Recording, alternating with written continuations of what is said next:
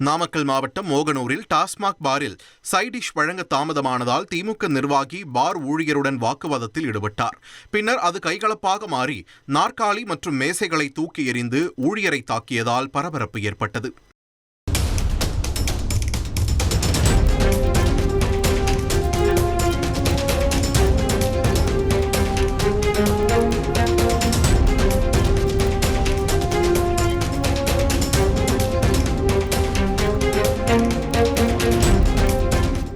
இந்த தாக்குதல் சம்பவத்தின் சிசிடிவி காட்சிகள் வெளியாகி வைரலாகி வரும் நிலையில் சம்பவம் குறித்து மோகனூர் போலீசார் வழக்கு பதிவு செய்து விசாரணை நடத்தி வருகின்றனர். இனி செல்லும் இடமெல்லாம் செய்தி. தந்தி டிவியின் வாட்ஸ்அப் சேனலை ஃபாலோ பண்ணினா செல்ல இருக்கும் இடமெல்லாம் செய்தி. இதோ QR கோட் இப்பவே ஸ்கேன் பண்ணுங்க, ஃபாலோ பண்ணுங்க.